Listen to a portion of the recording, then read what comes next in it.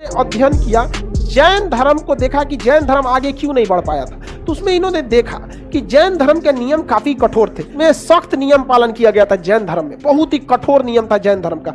खाना नहीं खाना है, ऐसे ही मर जाना है, आखिरी समय में खाना पीना छोड़ना है, वस्त्र नहीं पहनना है, ब्रह्मचर्य जीवन को जीना है। भाषा काफी कठिन थी, तो उस समय उनको वो प्रकृत भाषा बोलते थे जैन धर्म वाले।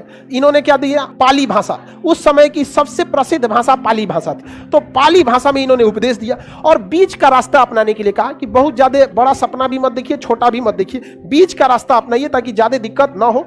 अष्टांगिक मार्ग बोला उन्होंने। क्या बोला? अष्टांगिक। 8 तरीके बताए जीवन जीने का, जिसे क्या बोला गया? अष्टांगिक मार्ग। तो अष्टांगिक मार्ग का सिद्धांत किसने दिया था? बौद्ध धर्म, महात्मा बुद्ध यानी बौद्ध धर्म ने दिया था। इन्होंने कहा था कि जो पुनर्जन्म होता है, इससे छुटकारा पाना सबसे जरूरी है। पता चला इस जन्म में तो आदमी अगले जन्म में गधा बन गया, अगले जन्म में कुत्ता, सियार, भेड़िया, क्या बन जाएगा, दिक्कत होगा। अतः पुनर्जन्म में विश्वास जैन धर्म ने भी किया और पुनः धर्म में विश्वास बौद्ध धर्म ने भी किया। लेकिन दोनों में अंतर क्या है? जैन धर्म ने कहा कि आत्मा को सताओ वरना यह पुनर्जन्म ले लेगा, और बौद्ध धर्म ने कहा कि इच्छा आपकी अगर किसी इस जन्म में अधूरी रह गई तो उसे लिए वो क्या होगा? अगले जन्म में। बौद्ध धर्म ने पुनर्जन्म का कारण किसे बताया?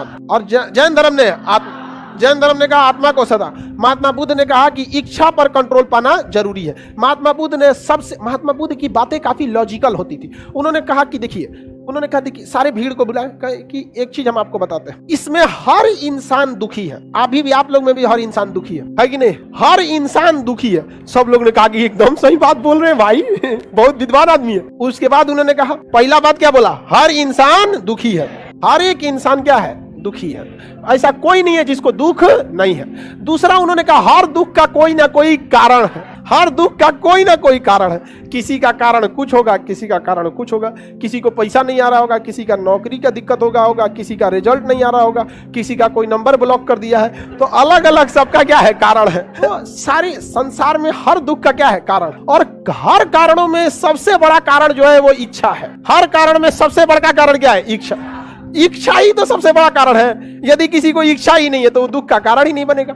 जैसे आपके लिए नौकरी आपकी इच्छा है, नौकरी आपके लिए इच्छा, इसलिए आपके दुख का कारण है। जिस दिन नौकरी मिल जाएगी उस दिन ये कारण ही नहीं बनेगा दुख का, फिर दूसरा कारण बनेगा दुख का।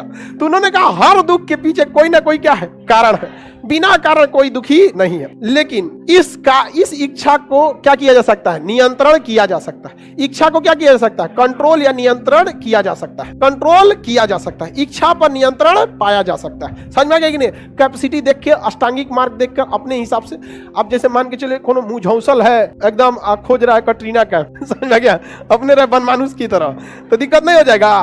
तो इच्छा पे कंट्रोल पाना जरूरी है कि नहीं? इसके लिए जरूरी है कि आप अपनी भी कैपेसिटी देखिए। पता चला कोनो को A+B का होल स्क्वायर नहीं पता है, यूपीएससी की तैयारी सोच ले, ओकरा पता नहीं कि माइटोकॉन्ड्रिया किधर पाया जाता है, सोचे कि एम्स में डॉक्टर बनना है। दिक्कत हो जाएगा कि नहीं हो जाएगा? बहुत दिक्कत हो जाएगा।